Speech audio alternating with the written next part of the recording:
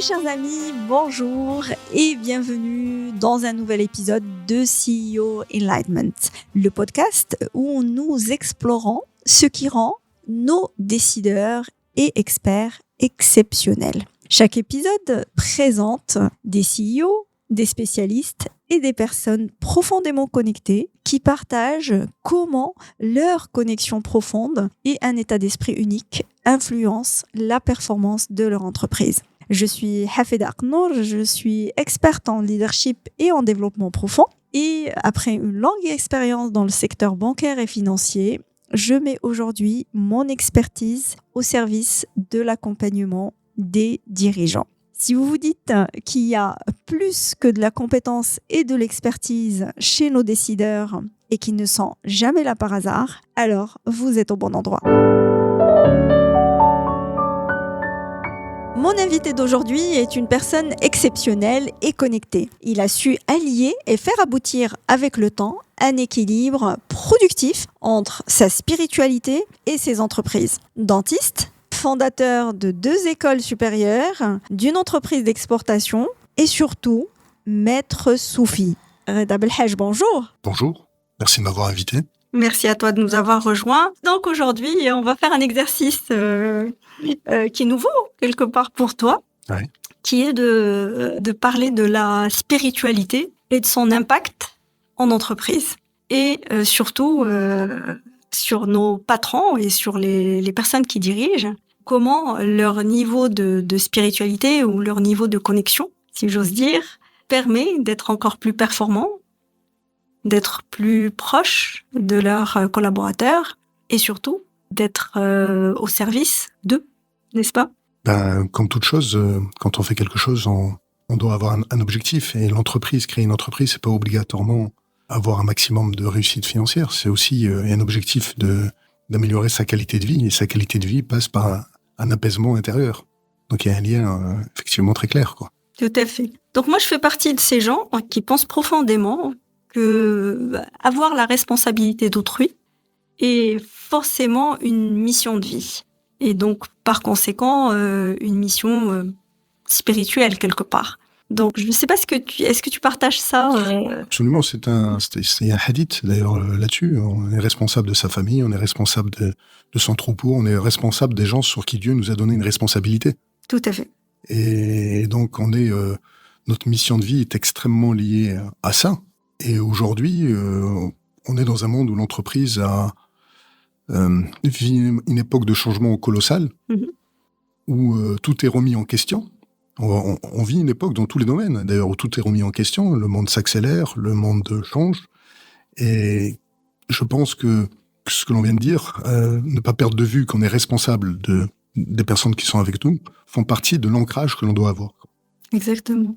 Et comment, toi qui as été chef d'entreprise et donc par conséquent responsable d'autres personnes, comment ça se manifestait au quotidien, c'est-à-dire dans ta prise de décision, dans la façon de gérer, bien entendu, les caractères et les croyances même différentes des uns et des autres, parce que très souvent on peut ne pas être d'accord avec des collaborateurs ou même avec son comité de direction, mais justement c'est cette connexion qui va au-delà de l'intérêt même financier de l'entreprise permet d'élargir son spectre et d'élargir sa capacité d'absorption, non ? En général. Je pense pas qu'il y ait une contradiction avec l'entreprise, une contradiction comme on voit l'entreprise aujourd'hui. Mais on a eu des personnes qui ont une vision très différente. Steve Jobs, par exemple, à Apple, qui était bouddhiste, qui était dans la méditation et qui avait un point de vue très différent de ce que l'on peut croire de loin.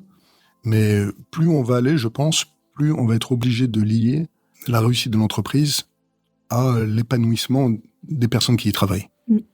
Parce que de toutes les manières, on va aller vers un développement de l'intelligence artificielle qui va remplacer cette main-d'œuvre qu'aujourd'hui on met sous pression en entreprise. Et ceux qui vont rester et qui seront là auront un rôle qui est absolument essentiel et qui sera lié à l'épanouissement de la personne. Parce que si elle n'est pas une machine, c'est qu'elle a un vécu, une histoire, une valeur qui devra être mise en valeur. Donc on va obligatoirement, au fur et à mesure, se diriger vers ça. Mais il y a quand même, on pourrait même parler d'un parallèle avec la la spiritualité, c'est-à-dire dans le sens où toute spiritualité nous amène à revenir à une unicité. Donc, ce qu'on appelle le tawhid en arabe. Et c'est comme la ruche au niveau des abeilles. Et donc, cette unicité est nécessaire à la paix, donc à l'épanouissement, parce que si on n'est pas dans une unicité, on est fragmenté, et cette fragmentation, on la vit intérieurement et elle nous éloigne de la paix. C'est pour ça que l'unicité est très liée à la paix, et que le paradis, dans le Coran, on l'appelle Dar es-Salam, la maison de la paix. Tout à fait. C'est le sommet de la spiritualité, c'est cette notion de paix. Et en entreprise, si vous avez une entreprise qui est fragmentée intérieurement, et que ça se ressent sur le personnel qui n'est pas en paix, eh ben c'est pas une entreprise et de plus en plus dans l'avenir qui fonctionnera de manière adéquate. Et le chef d'entreprise aura pour rôle aussi de retrouver une unité dans cette entreprise, surtout dans un monde en plein changement, avec une technologie en pleine variation, parce que s'il n'a pas cette capacité à changer et à adapter et à faire que le personnel le suit comme une seule entité, ça sera très compliqué dans l'avenir. C'est clair. Et tu as parlé de justement de cet apport de valeur qui va s'imposer de plus en plus, en fait. C'est-à-dire que le principe même de notre existence aujourd'hui, c'est aujourd'hui, ou même l'existence de l'humanité, c'est cet apport de valeur. C'est-à-dire on n'est pas là pour juste profiter de la vie, on est là pour apporter de la valeur à autrui. Oui, mais ça c'est notre point de vue peut-être à tous les deux, mais c'est pas le point de vue de beaucoup de chefs d'entreprise qui pensent que leur but c'est d'être le plus rentable possible. Oui, alors justement. Mais dans le monde dans lequel on vit aujourd'hui, oui. Ça sera de plus en plus nécessaire d'arriver à cela, parce que qu'est-ce qui nous différencie d'une intelligence artificielle ? Qu'est-ce qui fait que l'être humain est différent de l'intelligence ? Tout ce qui est cérébral, tout ce qui est intellectuel, tout ça, on va être complètement dépassé par l'intelligence artificielle. Ce qui va rester, la seule chose que la machine ne fera pas, c'est cette notion d'amour, cette notion de voir un paysage et d'être surpris par ce qu'on voit autour de nous. Et donc, c'est cette chose-là qui fera que l'être humain est différent et important. Donc, on ne pourra pas gérer une entreprise en essayant d'être mécanique comme une intelligence artificielle. Il faudra mettre en valeur ce côté humain, sinon les gens ne suivront pas, ils ne seront pas là. Oui, justement. Moi, sincèrement, comme je t'ai dit tout à l'heure, pour moi, ces gens-là qui sont dans ces postes de responsabilité, ils ont déjà cette qualité, d'une manière ou d'une autre. Ils ne sont pas là par hasard, donc ils sont en mission divine, si j'ose dire. Et cette mission-là, elle va choisir les personnes qui ont un certain nombre de caractéristiques qui les différencient du commun des mortels, c'est-à-dire celui qui ne l'est pas. Bon, bien sûr, il y en a qui vont penser prioritairement au gain de l'entreprise, à ses résultats et ce genre de choses. Mais quand on leur parle, généralement, il y a toujours cette je veux que mes équipes évoluent, je veux avoir un impact, je veux apporter des choses à autrui. Donc cette notion d'apport de valeur, elle est embedded dans leur mission. Et ce que j'essayais de dire tout à l'heure, c'est que aujourd'hui, et justement avec l'évolution technologique, avec l'évolution de la société, tout le monde va devoir suivre ce modèle. C'est-à-dire même l'employé lambda qui aujourd'hui vient et va remplir juste sa tâche ou sa mission bêtement et méchamment, si j'ose dire, ne pourra plus se contenter de ça. C'est-à-dire que s'il n'est pas apporteur de valeur, au-delà de ce que peut faire une machine, il perdra sa place. Et l'évolution de l'humanité, elle va vers ça. Aujourd'hui, ça va de plus en plus vite, on le sent, on a l'impression que les journées ne font plus 24 heures. Et c'est-à-dire que ce jour-là, il est beaucoup plus proche qu'on l'imagine. Ouais. L'intelligence artificielle, il y a 5 ans, il y avait que quelques happy few qui savaient que ça allait exister. Et aujourd'hui, même au Maroc, qui est un pays encore en développement, il y a 80% qui utilisent l'intelligence artificielle. Bien entendu, ils l'utilisent pas dans le cadre d'entreprise, mais ils l'utilisent au quotidien, même pour le loisir. Et donc, ce dont on est en train de parler va arriver beaucoup plus vite. Absolument. Et donc, c'est au contraire, c'est extraordinaire. Et donc, ça va mettre un petit peu tout le monde au même niveau, spirituellement parlant, d'apporter de la valeur. Apporter de la valeur, oui.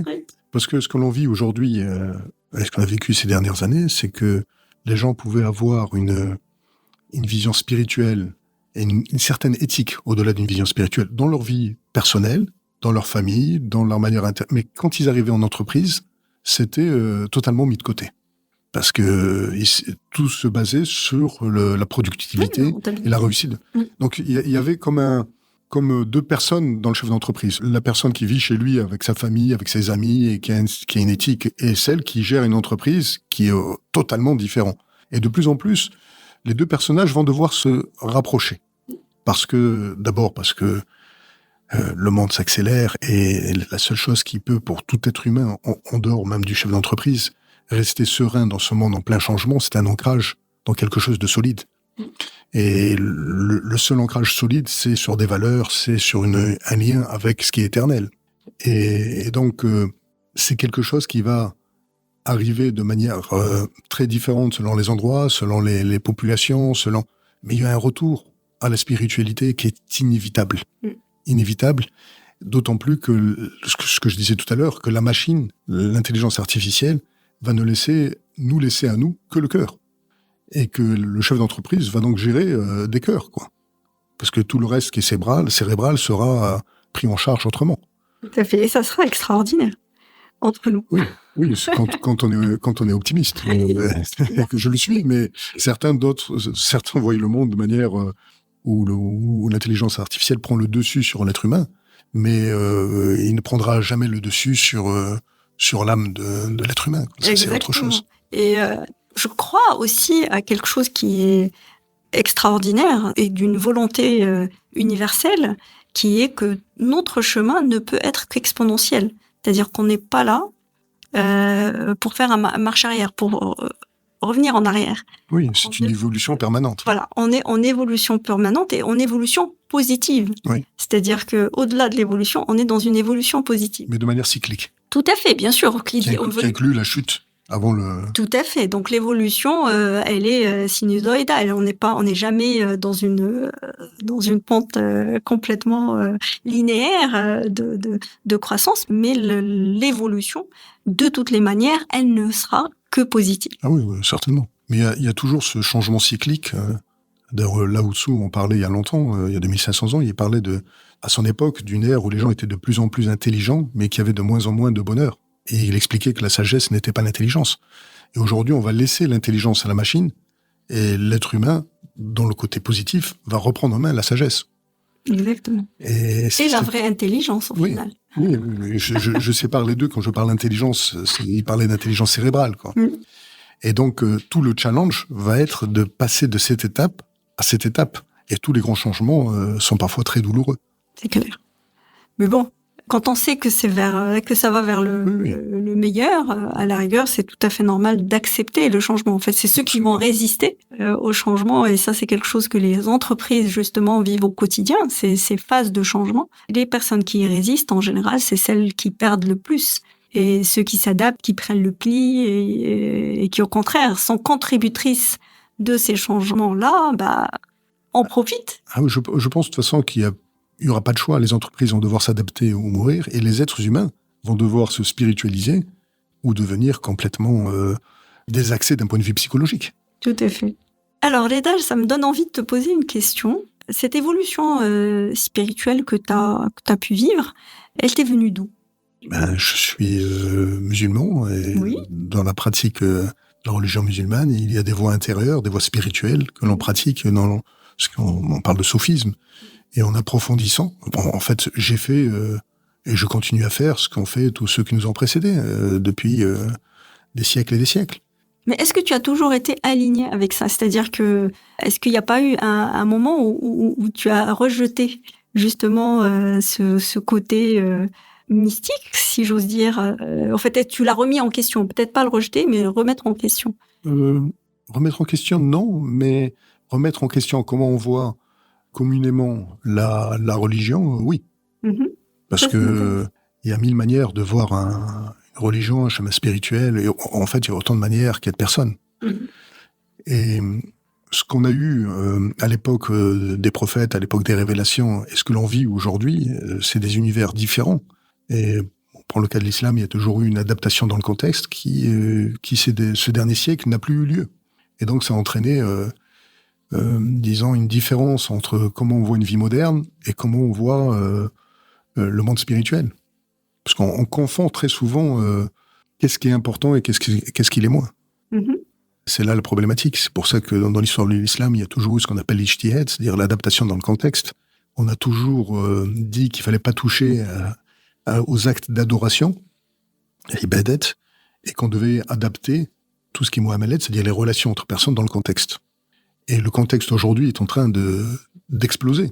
Et donc, on se retrouve dans un monde où les gens sont complètement perdus. Ils ne comprennent plus qu'est-ce qui est vraiment de la religion, qu'est-ce qui ne l'est pas, qu'est-ce qui est de la déviation et qu'est-ce qui n'est pas. Et comme on vit une époque de réseaux sociaux, une époque où la vérité n'a plus de sens, on est dans une confusion totale.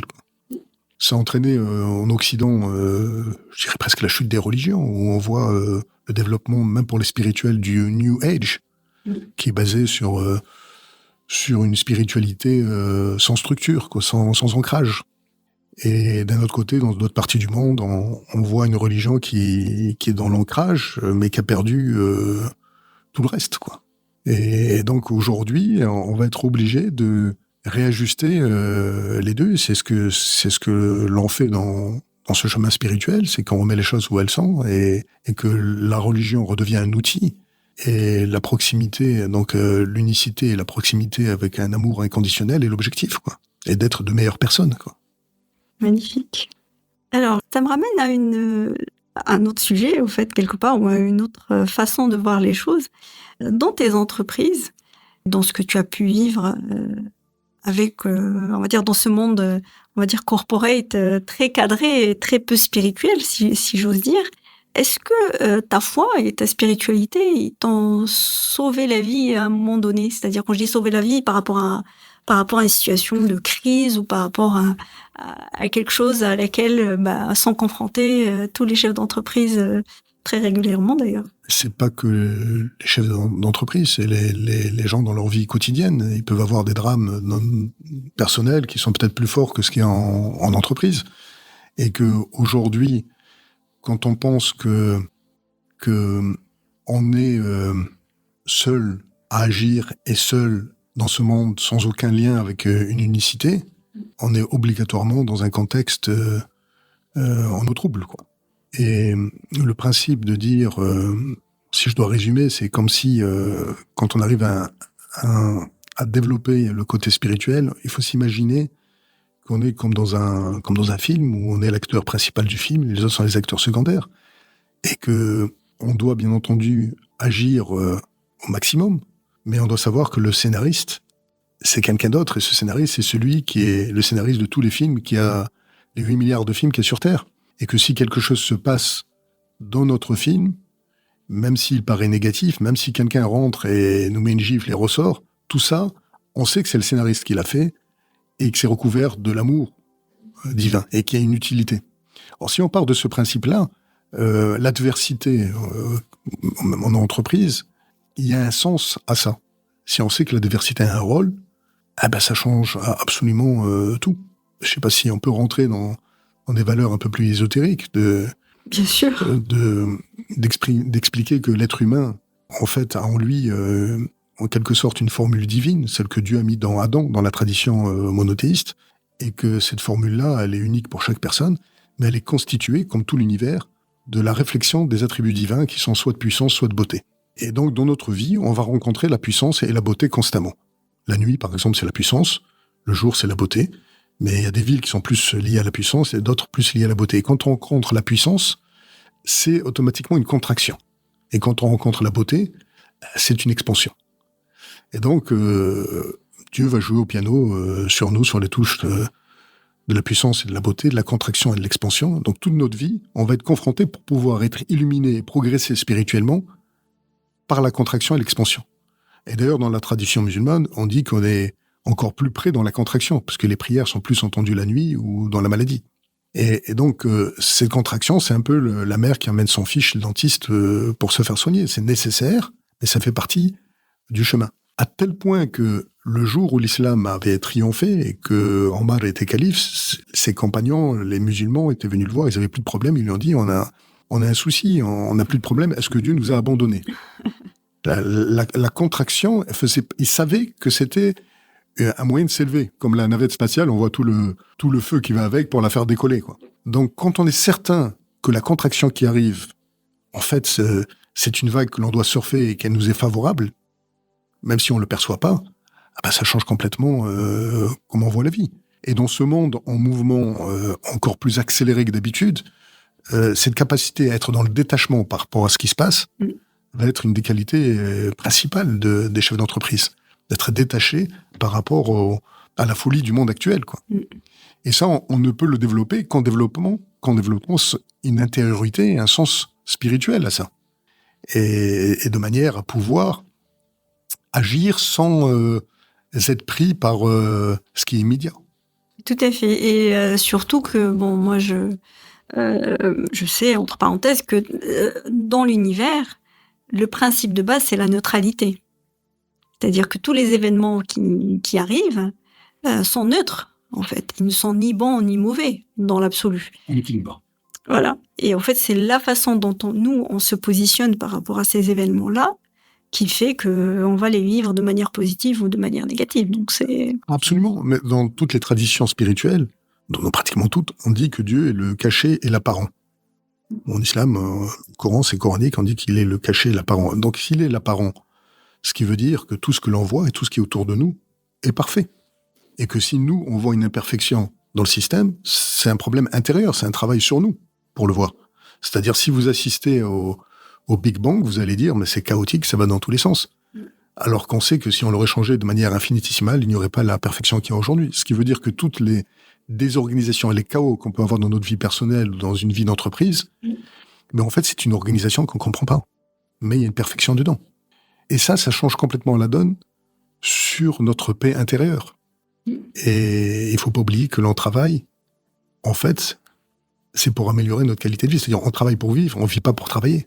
Et si notre qualité de vie, si on s'enrichit, mais qu'en même temps on développe une angoisse intérieure et qu'on n'est pas en paix, ça n'a aucun sens. Donc il doit y avoir une adéquation entre la réussite d'une entreprise et la paix intérieure, à la fois du chef d'entreprise et du personnel d'ailleurs. Tout à fait. Et surtout que, moi, je sais, entre parenthèses, que dans l'univers, le principe de base, c'est la neutralité. C'est-à-dire que tous les événements qui arrivent sont neutres, en fait. Ils ne sont ni bons ni mauvais, dans l'absolu. En équilibre. Voilà. Et en fait, c'est la façon dont on se positionne par rapport à ces événements-là qui fait qu'on va les vivre de manière positive ou de manière négative. Donc c'est... Absolument. Mais dans toutes les traditions spirituelles, dans pratiquement toutes, on dit que Dieu est le caché et l'apparent. En islam, dans le Coran, c'est coranique, on dit qu'il est le caché et l'apparent. Donc s'il est l'apparent, ce qui veut dire que tout ce que l'on voit et tout ce qui est autour de nous est parfait. Et que si nous, on voit une imperfection dans le système, c'est un problème intérieur, c'est un travail sur nous pour le voir. C'est-à-dire, si vous assistez au Big Bang, vous allez dire, mais c'est chaotique, ça va dans tous les sens. Alors qu'on sait que si on l'aurait changé de manière infinitésimale, il n'y aurait pas la perfection qu'il y a aujourd'hui. Ce qui veut dire que toutes les désorganisations et les chaos qu'on peut avoir dans notre vie personnelle ou dans une vie d'entreprise, mais en fait, c'est une organisation qu'on comprend pas. Mais il y a une perfection dedans. Et ça change complètement la donne sur notre paix intérieure. Et il faut pas oublier que l'on travaille, en fait, c'est pour améliorer notre qualité de vie. C'est-à-dire, on travaille pour vivre, on vit pas pour travailler. Et si notre qualité de vie, si on s'enrichit, mais qu'en même temps on développe une angoisse intérieure et qu'on n'est pas en paix, ça n'a aucun sens. Donc il doit y avoir une adéquation entre la réussite d'une entreprise et la paix intérieure, à la fois du chef d'entreprise et du personnel d'ailleurs. Tout à fait. Et en fait, ce qui est intéressant dans ce que tu viens de dire, en fait, c'est cette partie que quand quelque chose nous dérange ou quand quelque chose nous semble négatif quelque part, c'est que intérieurement il y a quelque chose chez nous qui est supposé être réglé. En fait, c'est qu'on a des choses encore à régler avec nous-mêmes pour que les choses.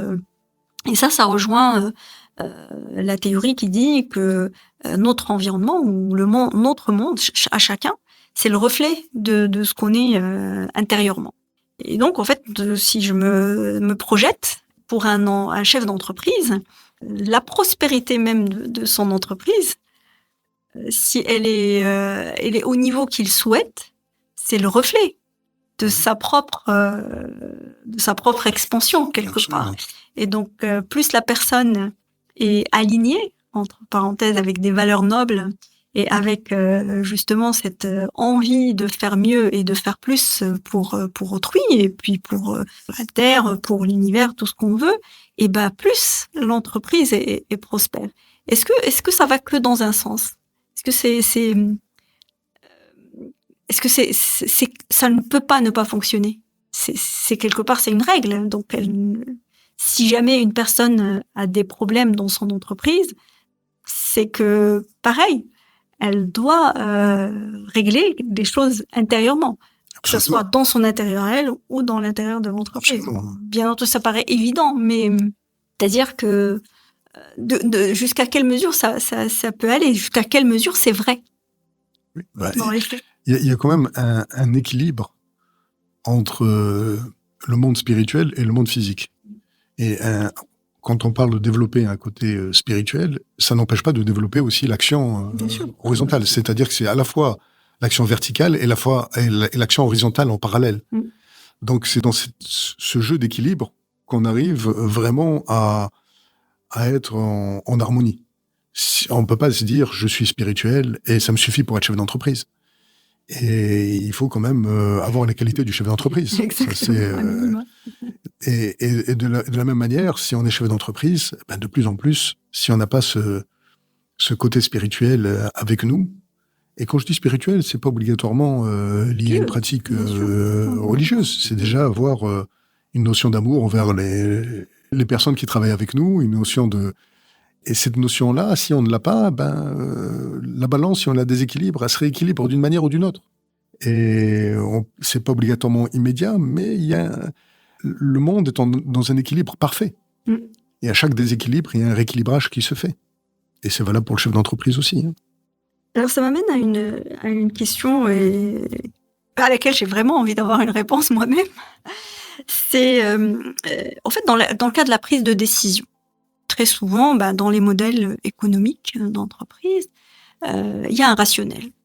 C'est-à-dire, il y a des règles de base, il y a des règles plus sophistiquées de prise de décision, A plus B donne tel résultat et il faut y aller de cette manière. Alors moi, ce qui m'intéresse, c'est que justement quand on a cette connexion et quand on est un peu plus élevé spirituellement, les décisions ne peuvent pas être que de nous, ne peuvent pas être que rationnelles. Et je pense aux bonnes décisions, plus qu'aux mauvaises, bien entendu. Et donc, en fait, prendre une décision, on va avoir des chefs d'entreprise qui vont avoir besoin d'aller courir pour s'aérer l'esprit et avoir une bonne intuition par rapport à une orientation ou à une autre. Et d'autres qui vont méditer, d'autres qui vont juste dormir, tout simplement. Et moi, la question que je me pose, c'est quel est le pourcentage d'intervention humain par rapport à ces succès? Parce que très souvent, quand on pose des questions justement à des grands patrons par rapport à des choses qui ont été un tournant énorme dans la vie de leur entreprise, très souvent ils disent « je ne sais pas comment c'est arrivé ». Et je trouve ça impressionnant en fait. Et du coup, je me dis que la part de l'intervention humaine à proprement dite et de ce rationnel, elle ne doit pas être très élevée dans le succès, dans les success stories. Ah oui, si on se place d'un point de vue spirituel, on n'est pas dans une logique où l'ego dirige le monde. Et que, en fait, il n'y a de force, on dit de force et de puissance qu'en Dieu. Elle se fait par des outils qui sont les êtres humains. Et ces êtres humains sont toujours au bon endroit, au bon moment pour faire ce qu'ils font. Et ils disent exactement ce qu'ils doivent dire. Et cette notion de dire « je suis celui qui fait tout », c'est l'inverse du chemin spirituel, comme on le conçoit. Nous, dans les confréries soufis, on nous appelle les fuqara, ce qui veut dire les pauvres. Parce que plus on se rapproche, et plus on sait qu'on est pauvre. Et plus on sait qu'on est complètement dépendant de l'organisation de celui qui organise tout. C'est-à-dire que notre vie est dans les mains de celui qui fait lever le soleil le matin, quoi. On a la certitude que le soleil se lève le matin, comme on sait qu'il va gérer notre journée, même si on est dans cette sensation où on a l'impression d'être en contrôle total. Mais c'est une illusion. Et il faut absolument... ce que je dis, c'est que je dis pas qu'il ne faut pas agir. Au contraire, il faut dans une action, complètement dans l'action, mais être convaincu que le résultat ne nous appartient pas. Ça, on est complètement spectateur du résultat. Et même la notion de Shuhada, dont on parle de témoignage, on doit être témoin de la grandeur divine dans notre film à nous, dans notre vie à nous. Et bien entendu, ceux qui pensent que c'est grâce à eux, parce qu'ils sont intelligents, parce qu'ils sont brillants, parce qu'ils sont... c'est leur ego. Il y a des tas de gens intelligents qui ne réussissent jamais. Il y a des tas de gens extrêmement brillants qui ne réussissent jamais.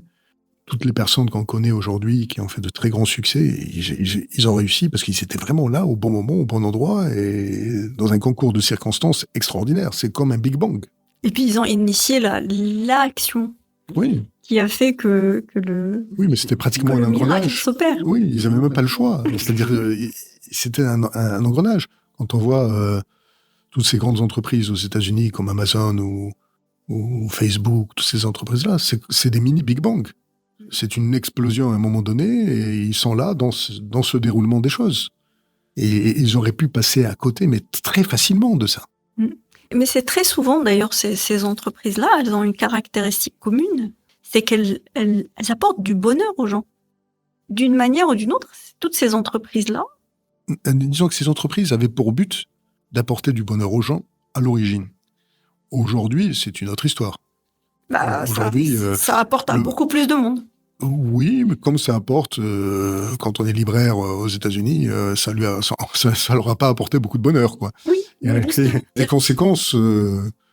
C'est très intéressant que tu le mentionnes, parce que justement, une entreprise comme Amazon a certes tué X libraires, mais a permis à des gens qui sont à Perpète-les-Oies d'avoir accès à un savoir et à une information à laquelle ils auraient jamais pu avoir accès sans Amazon.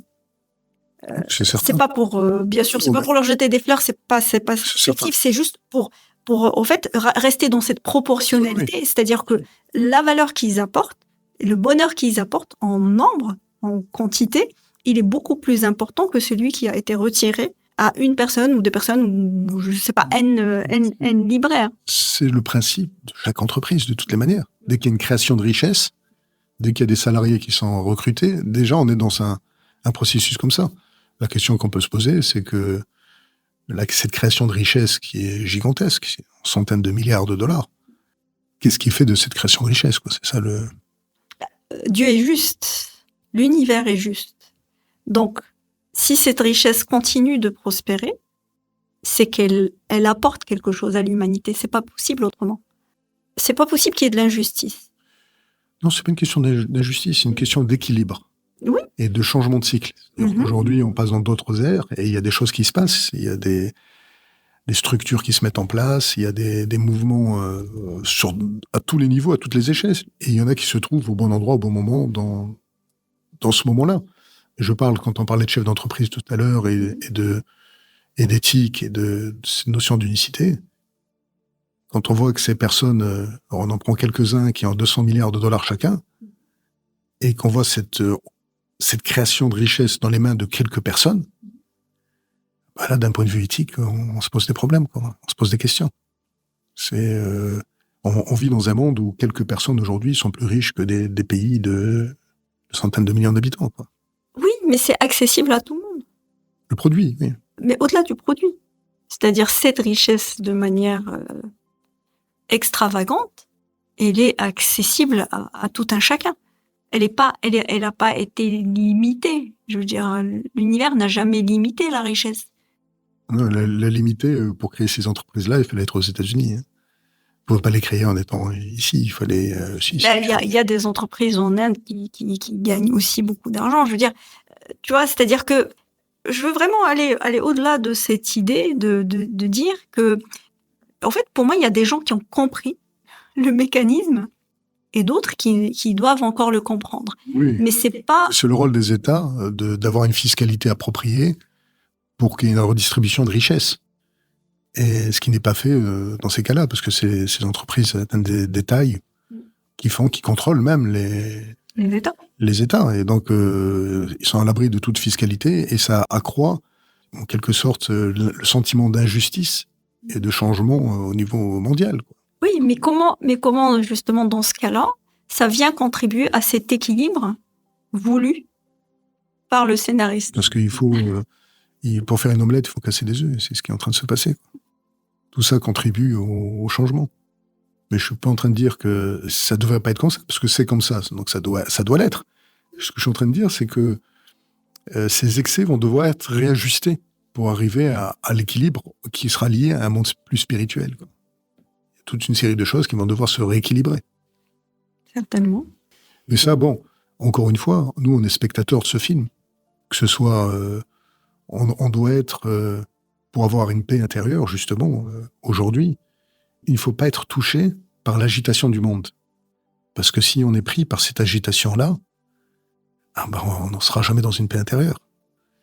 Et même le chef d'entreprise ne pourra pas lui-même gérer son entreprise et ses employés et ses salariés avec humanité et avec... il faut absolument garder le détachement le plus ancré possible par rapport à tout ça. Tout à fait. On va revenir à toi. Est-ce que tu as des pratiques d'élévation spécifiques? C'est-à-dire que, en tant que musulman, on a la prière, le jeûne, bien sûr avec plus de profondeur chez les uns que chez les autres, en fonction de notre niveau de compréhension de ces pratiques, bien entendu. Mais est-ce qu'il y a des choses particulières que tu aimerais partager et qui pourraient aider les gens, je sais pas, une forme de méditation ou des formes de prière spécifiques qui t'apportent beaucoup et que tu as envie de partager? Nous, on pratique dans le soufisme, on pratique ce qu'on appelle les adhkar, et c'est des adhkar, c'est-à-dire c'est la répétition de mantras, on dirait, qui sont en général basés d'ailleurs sur certains, dépendant des confréries, mais basés sur quelques points très importants en spiritualité, comme ce qu'on appelle l'istighfar, la demande de pardon, qui est en fait un élément extrêmement important pour balayer le passé, quoi. Tout le stress qu'on peut avoir, toutes les angoisses qu'on peut avoir, on les traîne du passé, d'ailleurs, et du non-pardon qu'on peut avoir avec les autres. Tout à fait. Et quand on ne pardonne pas, on garde le poison des autres en nous, quoi. Et donc cette répétition de l'istighfar est un moyen puissant de libération. On le fait en général avant la salat à la Nabi, c'est-à-dire qui est elle aussi un moyen d'illumination intérieure, parce que c'est basé sur le principe de se relier à une source complète qui a été illuminée. Et donc on illumine notre intériorité de cette manière. Ça existe aussi dans les autres religions, l'Ave Maria et le troisième, c'est la notion de l'unicité. La ilaha illallah, c'est la notion d'unicité qui est l'objectif de tout spirituel, quelle que soit d'ailleurs sa religion, c'est de retrouver une unité complète et de se retrouver avec tout ce qui nous entoure. Ne plus être fragmenté. Parce que quand on n'est pas dans cette unité-là, on est fragmenté et à ce moment-là, on s'éloigne de la paix, quoi. Mais ça se fait dans un contexte de chaîne initiatique. C'est la différence entre la voie intérieure de l'islam et la voie intérieure des autres religions, c'est que dans les autres religions, ça se vit dans l'isolement complet. Mm-hmm. Si vous êtes chrétien, il faut être dans des monastères, il faut être chez les franciscains, il faut être sœur ou frère Et c'est la même chose d'ailleurs pour les autres religions. Il n'y a que l'islam qui nous permet d'être à la fois dans un monde de travail, d'être chef d'entreprise, d'être plombier et d'être en même temps soufi, avoir accès à des chaînes initiatiques puissantes. Ce dont je parle, c'est pas quelque chose qui vient d'arriver dernièrement, c'est quelque chose qui est là depuis le début de l'islam. Ces chaînes existent depuis le début de l'islam et le Maroc d'ailleurs a été complètement imbibé de ça depuis le début. Super. S'il y avait un héritage spirituel que tu voudrais laisser à tes enfants, à des personnes qui t'ont chères, ça serait lequel? Le Coran. Le Coran. Oui. Oui. Évidemment, parce que c'est le principe même de ce que représente le Coran, parce que, encore une fois, en comparant à d'autres religions, si on prend par exemple les gens qui ont rencontré le Christ de leur vivant, ont vu quelque chose d'exceptionnel qui n'est pas reproduisible. On essaye dans les églises, par les statues, par la communion, de retrouver une petite odeur de ça. Nous, tout ce qui a été mis dans les mains des proches du prophète, on l'a exactement quand on ouvre ce livre. On peut ne pas être croyant pendant 30 ans, et le jour où on ouvre ce livre-là, les présences qui sont à l'intérieur, c'est la révélation immédiate. Et je parle pas d'un livre intellectuel, hein. Je parle d'un livre qui a une puissance énergétique. Oui, une puissance initiatique, une puissance ésotérique par le sang, qui est inclus dans des capsules sonores, quoi. Et qui peuvent être libérés à tout moment, quelles que soient les époques, quels que soient les contextes, et la révélation est immédiate, quels que soient les moments que l'on vit, quoi. Et c'est accessible à tout un chacun. C'est accessible à tout un chacun, et 90% des musulmans ne comprennent pas l'arabe. Oui, ça c'est important. Bah oui, en Indonésie, il y a 230 millions de musulmans qui n'ont jamais été conquis militairement et qui ont été conquis par un livre qu'ils ne comprennent pas, puisqu'ils ne parlent pas l'arabe. Oui, qui n'intellectualisent pas. Ils ne peuvent pas intellectualiser. C'est des sons. Et ces des sons, d'ailleurs, ils commencent par des sons. Alif, Lam, Mim, c'est trois mots qui ne veulent rien dire en arabe. Et donc, c'est cette rencontre-là qui est extrêmement importante et qui peut être disponible à tout moment. C'est juste, quand on parle d'héritage, c'est comment on voit ce livre. Si on le voit comme un livre pour pouvoir juger et porter des jugements sur d'autres, dans un contexte historique, c'est autre chose. Mais si on le voit comme un livre d'illumination et de rencontre avec une dimension qui nous dépasse, c'est autre chose. Magnifique. Magnifique comme héritage, de toutes les manières. Ouais. Et pour du coup finir oui. cette belle discussion que voilà, on n'a pas envie dont on n'a pas envie de décrocher. S'il y avait une phrase, un texte du Coran ou un enseignement ou quelque chose de très qui t'a marqué ou que tu aimes transmettre, en tout cas que tu aimerais laisser à nos auditeurs à travers nos discussions, ça serait quoi? C'est une phrase qui existe d'ailleurs dans toutes les traditions, c'est carpe diem, il faut vivre l'instant. Et quand je dis il faut vivre l'instant, c'est pas s'amuser au maximum, c'est avoir une présence totale dans l'instant. On est dans une pièce où il y a peut-être du bois qui était en fait un arbre avant, ensuite il y avait du soleil dessus, il y a la pluie, il y avait des oiseaux dessus, tout ça nous entoure. Et on est constamment absent dans ce qui nous entoure. Et l'objectif de tout le chemin, c'est d'être présent dans ce que l'on fait. Tout à fait. Avec ces belles paroles, merci. Merci encore. Merci à toi. C'était vraiment un plaisir de partager cet épisode avec toi. Et j'espère qu'on aura l'occasion d'en refaire d'autres. Et je te remercie infiniment et je remercie les auditeurs. Et je vous dis à très très vite. Vous venez d'écouter un nouvel épisode de CEO Enlightenment. Dans ce voyage, à travers l'expérience et la conscience des dirigeants, une vérité s'impose. Le leadership éclairé ne se mesure pas seulement en résultats, mais en alignement avec soi, avec les autres et avec le monde. Chaque décision, chaque choix est une opportunité de grandir, de transmettre et d'inspirer. Merci d'avoir partagé ce moment avec nous. Si nos discussions font écho en vous, alors abonnez-vous, partagez cet épisode et rejoignez-nous pour la prochaine conversation sur CEO Enlightenment.